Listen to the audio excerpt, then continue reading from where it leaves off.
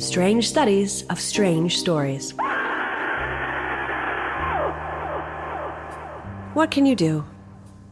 Howard and Dory are always telling me I'm too sensitive and let myself get worked up about things, but really, even Howard had to admit that the Lansons accident just couldn't have happened at a worse time. It sounds awful when you come right out and say it, but I'd always rather be frank and open than mealy-mouthed, even though it was a dreadful thing to happen anytime. It really made me furious to have our trip to Maine ruined. So as not to leave the listener confused, the accident that the narrator here is referring to is a car accident that killed the Lansons, her next-door neighbors, and it has just ruined her planned trip to Maine, and that is why she's furious. Oh, this lady.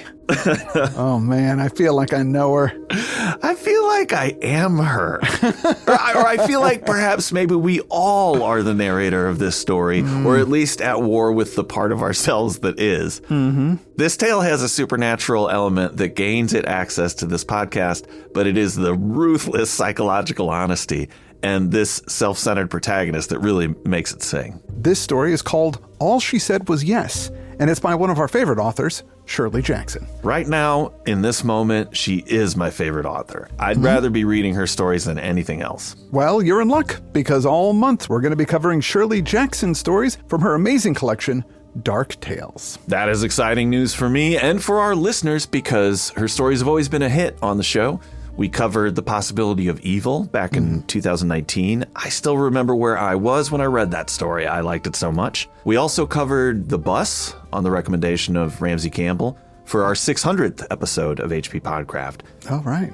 It was like our second to last show. And more recently, we covered The Summer People, which was also an outstanding story. Sure was. I was out near the end of last year doing my usual round of combing the used bookstores, and I was being a cheapskate. I had no intention of spending more than like $10, but I saw this on the shelf, $18 for a paperback, brand new. Oh. Next thing I knew, I'd bought it, as if possessed by an outside force, which in itself is a supernatural event because my cheapskatiness is as ruthless as this narrator. But it broke through somehow. I'm glad it did. This collection, Dark Tales, which was published around 2017 and collects 17 of her strange stories. And I picked it up used online at one of those many online used places for £3.20. You got a deal. I did. You know what? It was a deal at $18 new. People have wanted us to cover The Haunting of Hill House for some time, and we're going to do that at some point. Shirley Jackson in the general population is best known for her short story, The Lottery, almost like she's a one-hit wonder, but I'm telling you, this book is all killer, no filler. This story, All She Said Was Yes, was first published in Vogue magazine in 1962, but it also appeared in another of Jackson's collections, Just an Ordinary Day from 1997. Well, we're joined by no ordinary reader. Today, we've got Heather Klinke rocking the microphone. We're about to get into the story, so why don't we just have her hit us with the next paragraph as a ways of setting up this here coverage real nice-like. Take it away, Heather. We'd lived next door to Don and Helen Lanson for 16 years, since before our Dory and their Vicky were born. And of course, living next door and with the girls growing up together, we'd always been friendly enough, even though you don't have to get along with people all the time. And frankly, some of the crowd the Lansons knew were a little too fancy for us. Besides, they were never secret about things and expected us to be the same. And it bothered me sometimes when I stopped to think that for 16 years we hadn't had a day's privacy.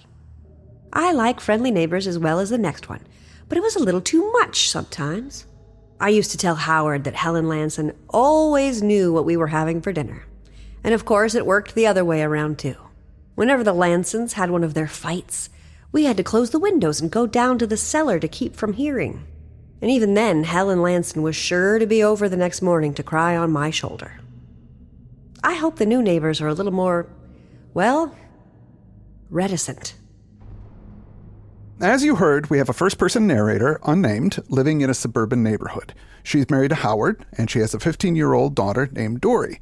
They live next door to Don and Helen Lanson, who also have a 15-year-old daughter named Vicky. Right off the bat, we get the impression that this narrator is polite and friendly on the surface, but is a real piece of work underneath. Gossipy, judgmental, and just plain hateful. The way Jackson writes her makes it feel very real like she's an actual person. This is the thing about the story. We're getting her internal monologue, which makes her sound like a terrible person, but she is letting Helen cry on her shoulder. She is actually consoling Helen. So does it matter what she thinks if she's actually doing the right thing? Or is it that she only does the right thing because of social or societal obligation? And that would mean that she wouldn't help if she didn't feel that she was pressured to do it. Yeah, those are really good questions that are raised right away. Maybe another way to look at this story is that the narrator's thoughts are more about emotionally distancing herself to avoid getting hurt. She isn't actually as jerky as she sounds, or maybe she is. Yeah, I mean, I think all of those things are true at once, but in your assessment, you have read the whole story, so you're factoring all that in. Yes. But just from this paragraph, feeling this way about neighbors, it's kind of highly relatable to me. And she's just expressing some honest feelings, like she says right at the top, I'd always rather be frank and open than mealy-mouthed. So let's get to the truth of this. Like, how you manage your neighbors is an interesting dilemma. I feel like in most instances, people try to find a balance where you have each other's information and you have a polite, maybe a little chatty respect for each other, but also there's a bit of enforced distance because you want your privacy. Yeah. You'll be able to help each other out if there's a disaster of some kind, but you're not in each other's lives so deep that, you're getting out of your car with a bag of McDonald's and your neighbor hollers from the porch, hey, I thought you were on a diet. Yeah. You don't really want them up in your business. No. My last apartment in Santa Monica, we basically shared a balcony with our neighbors. And all of our windows were open at the same time. It was another couple. We tried to keep our distance, but we heard everything. And they heard everything from our place. Sure. And I hated it. They were really cool people, but we didn't choose to be in each other's lives, and you just didn't feel like you had your privacy. Right. It would have been much worse if we didn't like them, of course. But that's the thing about neighbors. You don't generally choose them. We were just lucky. Like coworkers or family, really. You just kind of get thrown in with these people. I think we've all had bad neighbors. That can be terrible. Sure, yeah. This situation actually is a little more like mine growing up. We were pretty close with our neighbors on both sides of our house. Especially in summer, we'd run around in their houses. They'd feed us. Everybody socialized. But also in summer with the windows open, at night, my parents would get in these huge fights. And everybody would hear it. It would just go around the neighborhood. So then they'd give you looks like they knew, you know what I mean? They knew what was going on with you. And as I got older, I really started to resent them because they knew about that stuff. Right. So it's like such a loaded thing that I think all of us can relate to on some level. Yeah. And was an interesting place to start the story with this question: what is our responsibility to a relationship that we didn't choose, And now we'll see how this narrator feels about it. Dory, the narrator's daughter, is away at summer camp, and the narrator and her husband are gearing up for a trip to Maine. But tragedy struck. It seems that the Lansons were out for the night, leaving their daughter at home on her own, and they were killed in a car accident. We get this information piecemeal as the narrator tells us about it from her perspective. Her husband went with the state police while it fell on her to tell Vicky that her parents are dead. Oof. The narrator says she feels just awful about everything, but is really actually annoyed about her trip being ruined because she now has to deal with this kid. Her daughter's friend, sort of. They were friends when they were very young, but not really friends now. And she doesn't really like this kid. In fact, listen to this. Well, I might as well come right out with it. I don't like Vicky. Even that night, with all the trouble ahead for her, I couldn't make myself like her. I was terribly sorry for her, certainly. And at the same time, all I could keep thinking was what I was going to do when she heard the news. She was so big and clumsy and ugly that I really couldn't face the thought of having to put my arms around her and comfort her. I hated the idea of patting her hand or stroking her hair. And yet I was the only person to do it. Now, it sounds awful. And the first time I read the story, I loathed this woman. Yeah. But now I'm trying to see her side of things. And is this just a way for her to emotionally distance herself from Vicky and what's going on? Is it bad in and of itself to be thinking these things? I love that you're guessing at that. I mean, I think you're being really kind that she's trying to emotionally distance herself. I just think she feels that way. She might, yeah. But it makes me wonder, should we judge ourselves by our thoughts and our actions? If I think about beating the crap out of a terrible neighbor because he rubs me the wrong way, but then I actually help him out getting his car jump-started or whatever, what difference does it make if I don't like him? Right. If I'm doing the deed of helping him, what's actually important here? What do you think? I don't know. I mean, I think that if we all said the complaints in our minds out loud, that'd be a real up day. Right. I was a teacher here and there, and I'll admit, sometimes I'd be like, oh, this kid? You know, just because they were a child, it didn't spare them from a judgment that, of course, I kept to myself. But so I've been defending the narrator, but let me also take your side in that the thing is of loathing her, because while this is all very psychologically real and understandable as internal monologue, what exactly is the circumstance in which we're hearing this story? Because I don't know if it's a journal entry or just a first-person tale without context. The first line of the story is, what can you do? Throughout, it's got a bit of this defensive tone that indicates to me somebody's hearing this. I'm pretty sure the whole story is being delivered to another person, kind of fence post gossip style. Right. There's a lot of things in the way that it's written that indicate it's conversational. So we can relate to these terrible internal thoughts, but they are being repeated to somebody somewhere down the line. So yeah. My thought about it is that I, of course, don't want somebody feeling these things about me. Yes, of course. Even if they're being nice to me up front, and if they're thinking about these things and I would never know about it, then what difference does it make? But I guess it would make a difference if I heard about it. If she was gossiping, telling somebody else these crappy things about me, and then that person told me, then I would be angry. Right. But that doesn't happen a lot of times. People don't necessarily complain about a person to another person. They just keep it to themselves. I think probably every second person that sees me goes, this asshole. You know? As long as I don't hear about it, I guess it's okay. I forgive everybody and myself for having the worst thoughts pass through, because you've just got selfish sociopathic neurons bouncing around in there in your head that are going to give their opinions as part of the internal debate. But yeah, I think she is giving voice to these things. And she actually does say something in the next scene to Vicky even. But it does matter who the audience, though, is as well if you are saying these things out loud, because partly I was laughing rereading this morning because I talked to my sister on the weekend and we said some terrible things about people and laughed. Because just between us, if somebody had heard that call, I would move to Mars. I would be humiliated. I'd spend the rest of my life going, that's not what I'm really like. You know, part of the laughter is that you are saying terrible things to each other. You're giving voice to this like awfulness that you know is deep inside you. And part of the reason you're laughing is because you and I do that sometimes, to be honest. Yes. Yep, that's true. But the narrator is going to do the right thing outwardly and go inform Vicky that her parents have died. That's a pretty awful task to have laid out for you. The narrator goes over, knocks on the door, and Vicky opens it, but she doesn't say anything. She just looks at the narrator. That is the first odd thing, actually, which I only caught on the reread. You know, the narrator is already thinking, what kind of parents are these that they would just go and leave their 15-year-old by herself all night to begin with? And she's put upon about it. She says, I guess they think it's all fine because we're here at home, because we're not so fancy as to be able to go out. So we can watch the daughter. But also, how is it that this kid just opens the door without asking who it is? What if I was some man? She's annoyed by it. But yeah, why does she just open the door like that? Why isn't she worried about who it is? The narrator asks to come in, and Vicky still doesn't say anything. She just lets the narrator in. She tells Vicky, you're going to have to be brave. It's your mother and father, Vicky. There's been an accident.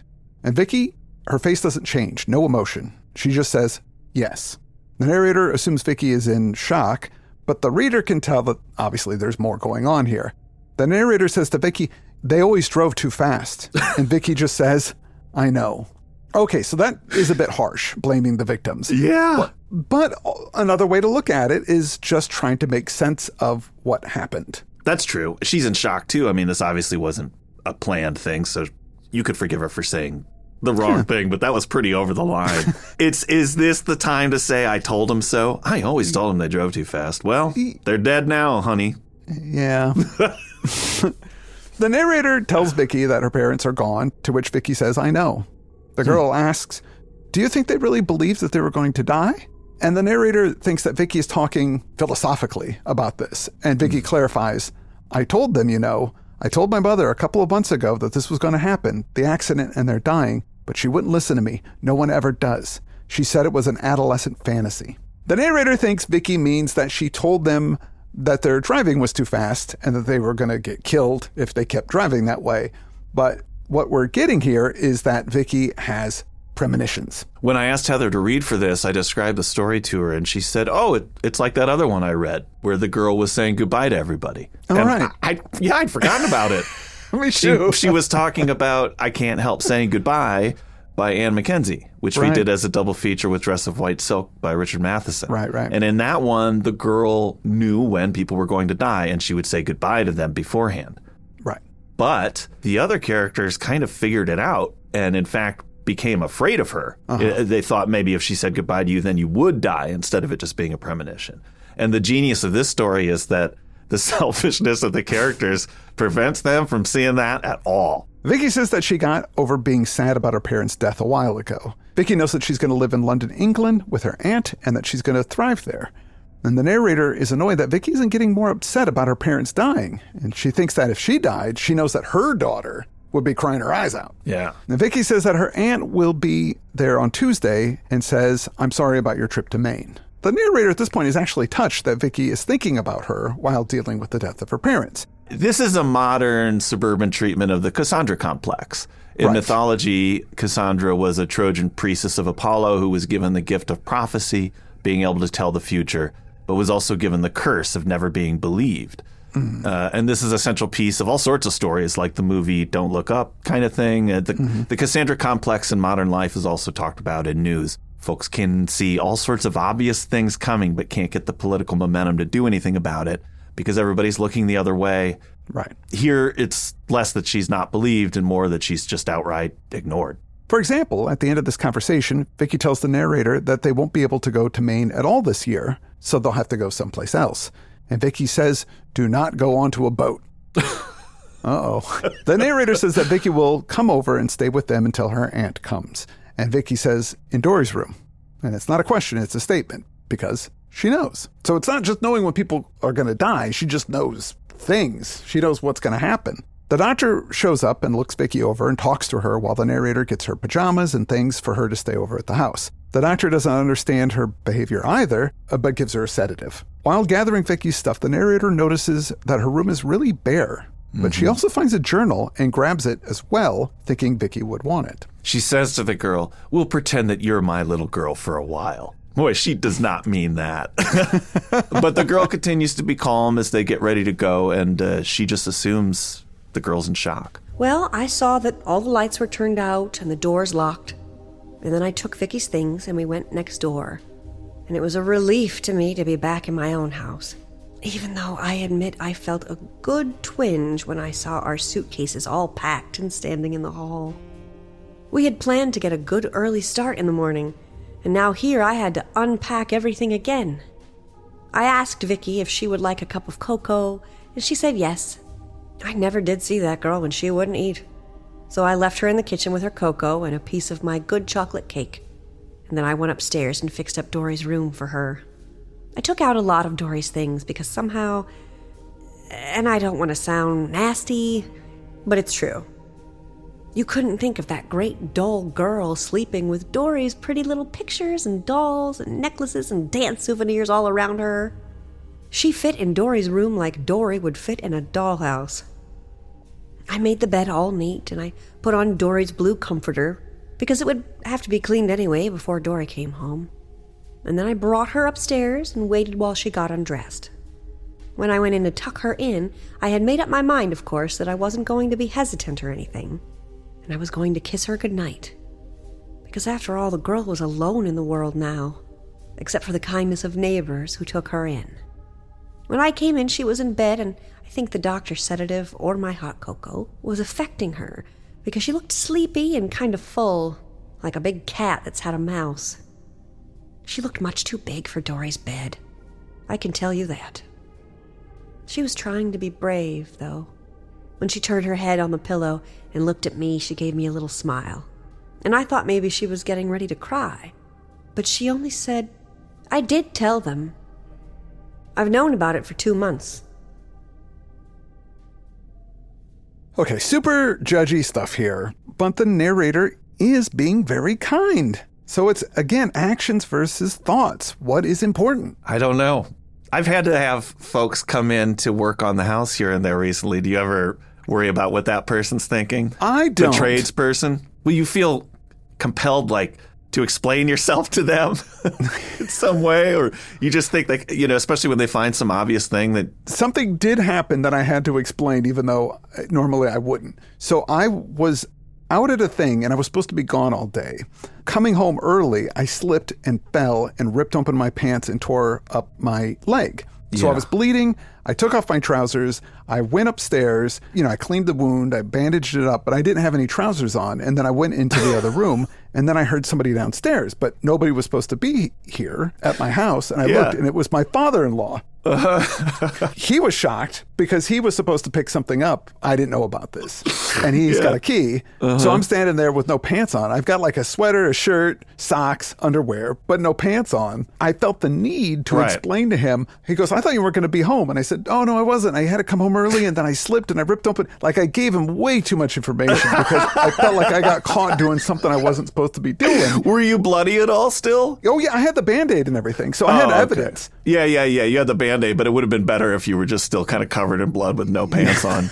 Yes. I felt that judgmental need. He wasn't being judgmental, but I felt that need of like, I've got to explain myself while I'm walking around in my own house with no pants on. That's awesome. I guess, do you think that he accepted your explanation?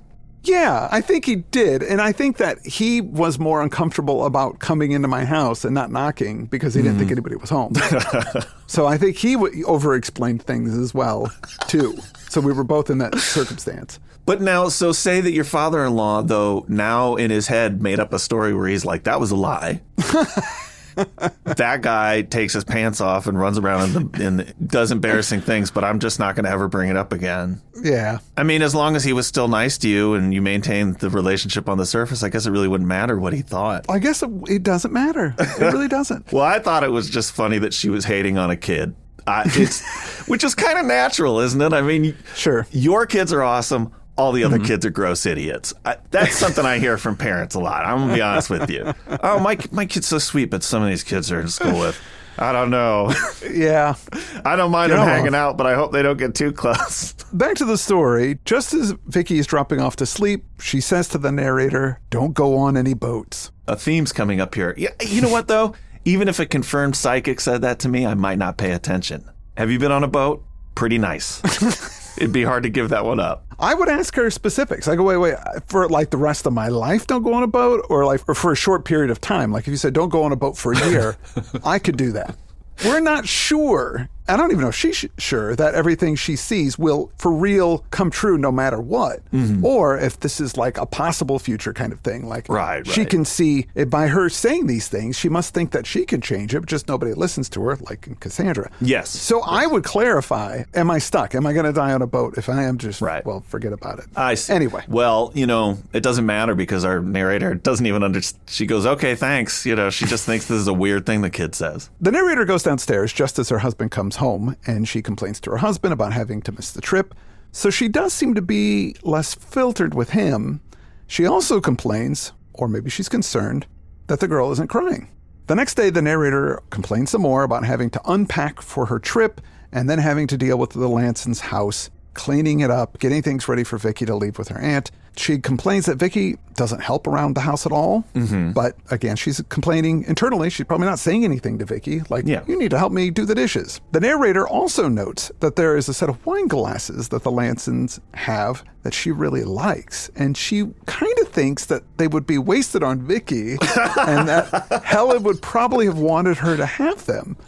So she notes that I didn't take those glasses. I could have easily just walked away with them. Nobody would have known. That is something that a bad person would have done, but I didn't do that. Right. So constant reassurance of her. Yeah. But again, she totally could have got away with it, and she didn't do it. She didn't do it because she was afraid of getting caught, or she didn't do it because it's just the right thing to do and she wants to do the right thing. I feel like the wine glasses almost don't matter. It's just that she likes to construct paper tigers. A lot of people go through life put upon by everything. Oh, I can't believe we're having weather again. When there's not a real obstacle evident to be whinging about, they'll just make one up. Something simple like, I bet if I wore this outside, somebody would call me stupid. Well, screw that guy. I'm just doing my best. And he had to say something. It suddenly becomes real. Right. Here it's like, I think the more attractive thing for her is thinking, I could just take those, but I'm not. But look at how the world's treating me. I don't get to go on my trip, even though I'm doing everything right. Friends of the Lansons come over and pay their respects and check on Vicky. The narrator also complains that she's the one that's going to have to host these people and give them drinks and snacks, and she's going to have to pay for it. That's sort of a little like when somebody you only kind of like invites you to a wedding, or maybe you feel obligated to go. Uh-huh. And you're like, there's going to be a hotel room. I got to buy an outfit. I got to get a gift for this person.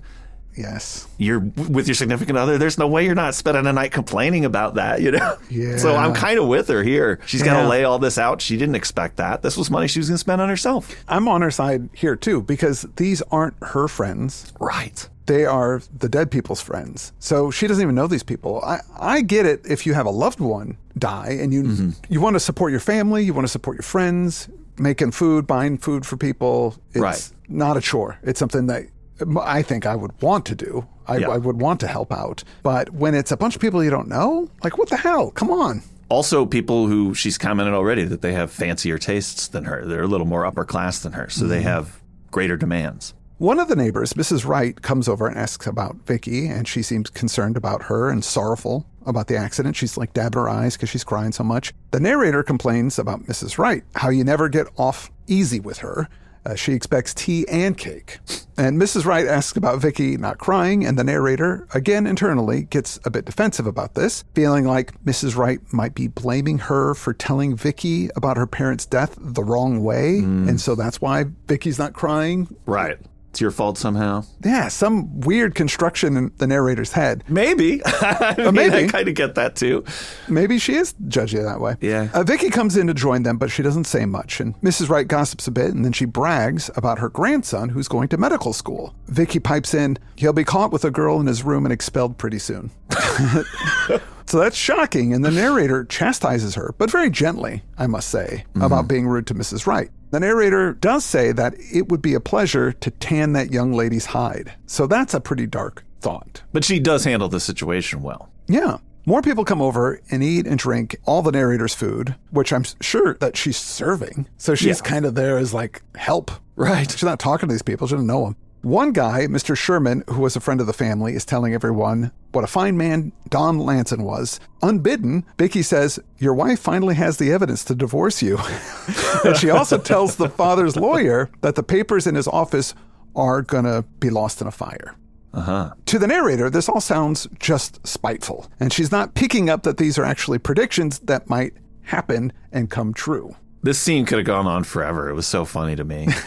Everybody just thinks she's a shocked and weird kid, and they don't listen to her, and she's just telling them terrible things that are going to happen to them. Just like Vicky predicted, her aunt's flight was delayed, but the narrator doesn't catch this. The narrator also says the funeral was a nice affair, but she really thinks Vicky should have been crying. Vicky also, during the funeral, leans over to the narrator and says, you see that man over there, the one with the bald head and the gray suit? He stole some money and they're going to put him in jail. Again, this just embarrasses the narrator and she disregards it. The next day, the aunt arrives. There's a fire downtown, and the lawyer's offices catch fire, just like the girl predicted. The aunt and Vicky stay at the Lanson house, getting everything in order to sell the place. The narrator is annoyed. They didn't offer her that set of wine glasses. They should have known to do it somehow, I guess.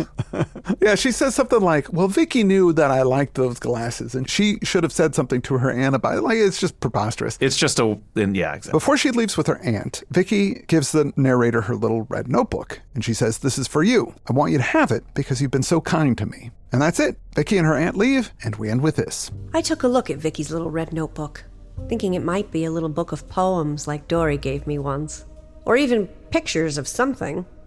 But I was disappointed. The child had been amusing herself writing gossipy little paragraphs about her neighbors and her parents' friends. Although, what else would you expect, considering the way Don and Helen used to talk about people? And horror tales about atom bombs and the end of the world. Not at all the kind of thing you like to think about a child dwelling on. I wouldn't have Dory thinking about things like that. And I threw the little book in the furnace. She must have been a very lonely child, I thought, to spend her time writing sad little stories. I hope she's as happy in London as she expected to be. And meanwhile, we've decided what we're going to do to make up for our lost trip to Maine. We'll keep Dory out of school for a couple of weeks. She's always at the top. She can miss a little work. And we're all going to go on a cruise. Oh, my God.